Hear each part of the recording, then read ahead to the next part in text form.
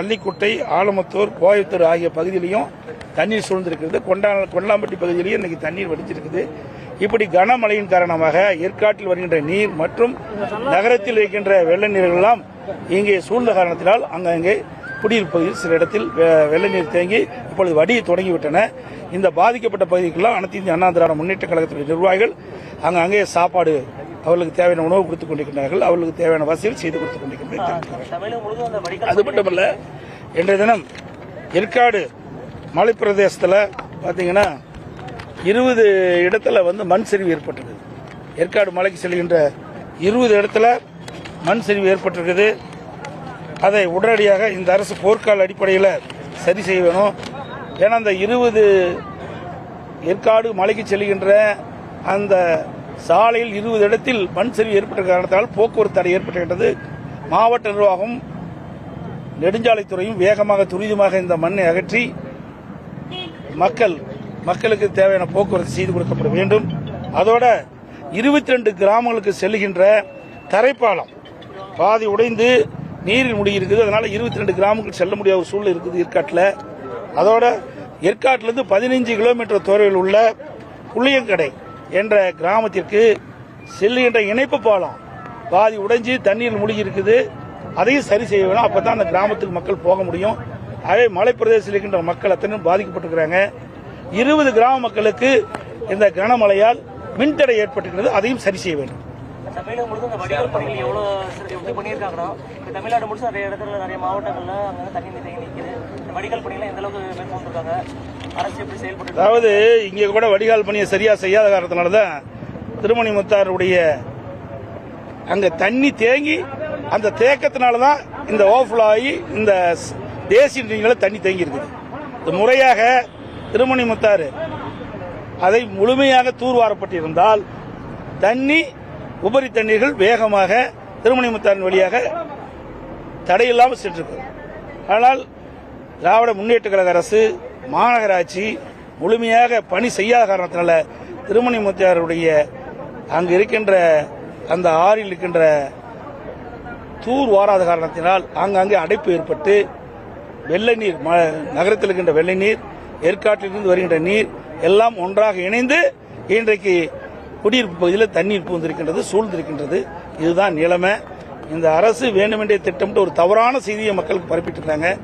உரிய முறையிலே முன்னெச்சரிக்கை நடவடிக்கை எடுக்கப்பட்டிருந்தால் சேலம் மாநகரத்தில் அங்கே குடியிருப்பு பகுதியில் தண்ணீர் தேங்காமல் இருக்கும், மக்கள் பாதிக்கப்படாது இருப்பாங்க.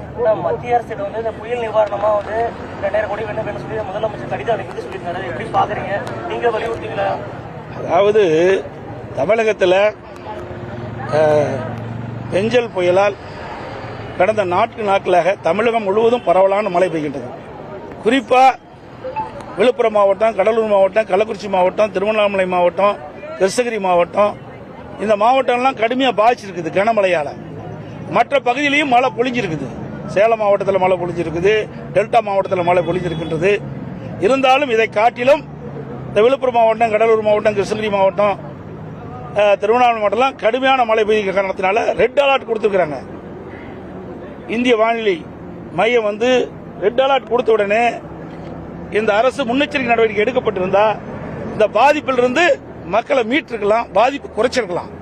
ஆனால் இந்த அரசு சரியான முன்னெச்சரிக்கை நடவடிக்கை எடுக்காத காரணத்தில் இந்த ரெட் அலர்ட் வானிலை மையம் அறிவித்து கூட இந்த அரசு உரிய நேரத்தில் நடவடிக்கை எடுக்காத காரணத்தில் கனமழையால் மக்கள் அங்கங்கே பாதிப்புக்கு உள்ளாகியிருக்கிறாங்க. அது மட்டுமல்ல, நேற்றைக்கு முன்தினம் நினைக்கின்றேன், சாத்தூர் டேம்ல திடீரென்று இரவு 2 மணிக்கு 1,68,000 கண்ணடி தண்ணீரை தென்பனை ஆற்றில் திறந்து விட்டாங்க. எந்தவித முன்னறிவிப்பும் கிடையாது.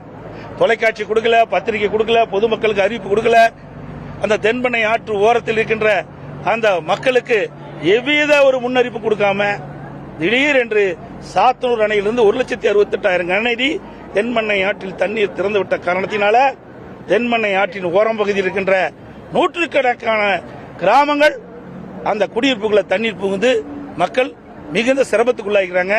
அதோட தென்பண்ணை ஆற்று கரை உடைந்து அங்க இருக்கிற விழுப்புரத்தில் இருக்கிற நகரத்தில் தண்ணி சூழ்ந்து காட்சியளிக்கிறது. கடலூர் நகரத்தில் தண்ணி சூழ்ந்து இருக்குது. கடலூர் மாவட்டத்தில் ஒரு 20 கிராமங்களில் தண்ணி புகுந்திருக்குது. கள்ளக்குறிச்சி மாவட்டத்தில் தென்பெண்ணை ஆற்று ஓரம் கரையோரமாக இருந்த 100க்கும் மேற்பட்ட கிராமங்கள் வெள்ள நீர் சூழ்ந்திருக்குது. இதையெல்லாம் முன்னெச்சரிக்கை நடவடிக்கை எடுக்காத ஒரு திறமையற்ற முதலமைச்சர் தமிழகத்தை ஆண்டு கொண்டிருக்கிற காரணத்தில் இவ்வளவு இந்த மழையால் மக்கள் இவ்வளவு பாதிப்பு உள்ளாயிருக்கிறாங்க. இன்றைக்கு அணையிலிருந்து தண்ணீர் திறந்து விடுகின்ற பொழுது எச்சரிக்கை கொடுக்க வேண்டும் மக்களுக்கு. அப்பதான் மக்கள் பாதுகாப்பான இடத்திற்கு அவர் செல்ல முடியும். அவர் உடைமைகள்லாம் பாதுகாப்பாக எடுத்து செல்ல முடியும். ஆகவே எந்தவித பாதுகாப்பும் இல்லாம எந்த ஒரு முன்னறிப்பும் இல்லாம திடீரென்று சாத்தனூர் அணையிலிருந்து 1,66,000 கணனி நேற்றைக்கு முன்தினம் இரவு 2 மணி அளவிலே தண்ணீர் திறந்து விட்ட காரணத்தினால அந்த தென்பெண்ணை ஆற்றின் கரையோர பகுதியில் இருக்கிற மக்கள், விழுப்புரம் நகர மக்கள், கடலூர் நகர மக்கள் கடுமையாக இந்த வெள்ளத்தால் பாதிக்கப்பட்டிருக்கிறாங்க. இது கடும் கண்டனத்துக்குரியது. இந்த அரசுடைய அலட்சியத்தால் இன்றைக்கு இந்த தென்பெண்ணை ஆற்று கரையோர இருக்கின்ற மக்கள் எல்லாம் கடுமையாக பாதிக்கப்பட்டிருக்கிறாங்க. இதை போர்க்கால அடிப்படையில் இந்த அரசு துரிதமாக செயல்பட்டு அந்த வெள்ள நீர் வடிவதற்குண்டான நடவடிக்கை மேற்கொள்ளப்பட வேண்டும்.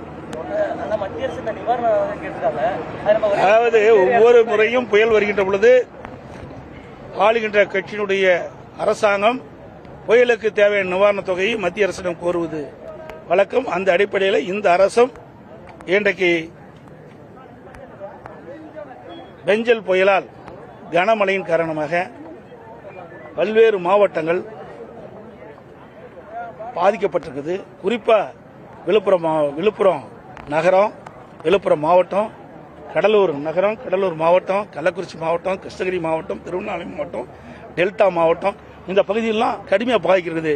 இதெல்லாம் கணக்கிட்டு உரிய முறையிலே மத்திய அரசோடு தொடர்பு கொண்டு இந்த மக்களுக்கு தேவையான நிவாரணத்தை பெறுவதற்குண்டான முயற்சி இந்த அரசு எடுக்க வேண்டும். அதிமுக ஆட்சியில மக்கள் தூங்க முடியாத நிலைமை இருந்தது மழைக்காலங்கள்ல. இப்ப திமுக ஆட்சியில நிம்மதியா இருக்காங்க மக்கள் அப்படின்ற மாதிரி ஒரு முதலமைச்சர் கருத்து தெரிவிச்சிருந்தாரு. அதை எப்படி பாக்குறீங்கன்னா? சேலம் மாவட்டம் கந்தப்பட்டியில் மழையால் பாதிக்கப்பட்ட பகுதிகளை ஆய்வு செய்த பிறகாக எதிர்க்கட்சித் தலைவர் எடப்பாடி பழனிசாமி செய்தியாளர்களை சந்தித்தார். அந்த காட்சிகளை பார்த்தோம்.